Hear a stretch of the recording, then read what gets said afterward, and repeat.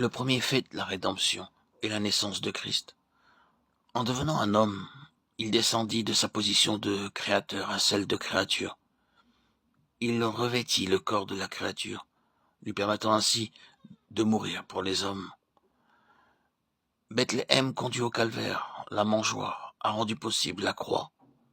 Christ, par la rédemption, a réconcilié toute chose avec Dieu. Colossiens 1,16.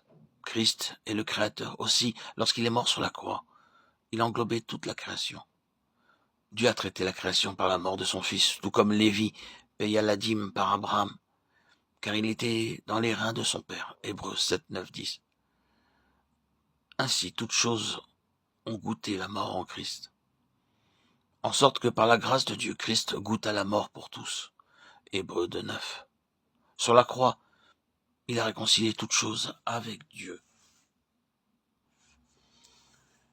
Il a voulu par lui réconcilier tout avec lui-même, tant ce qui est sur la terre que ce qui est dans les cieux, en faisant la paix par lui, par le sang de sa croix. Colossiens 1, 20.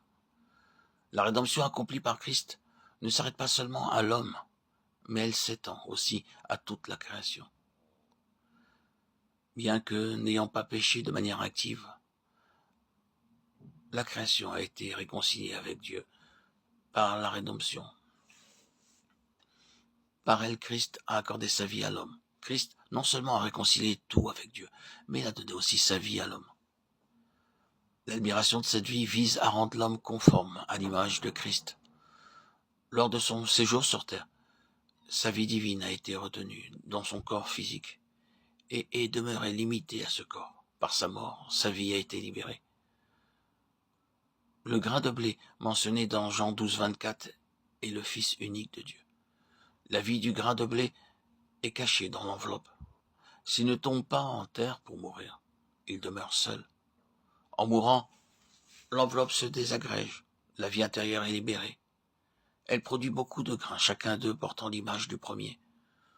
Nous pouvons aussi dire que chacun de ces grains est dans un seul grain. C'est par sa mort que Christ nous a engendrés.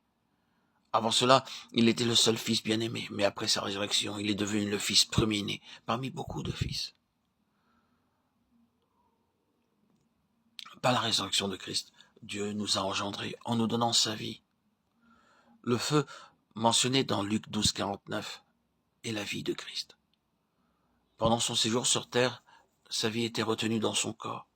Par le baptême, c'est-à-dire par la mort de la croix, sa vie emprisonnée a été libérée et répandue sur la terre. Depuis ce jour, elle demeure allumée. La mort de Christ a libéré cette vie. C'est par elle qu'il nous accorde sa vie.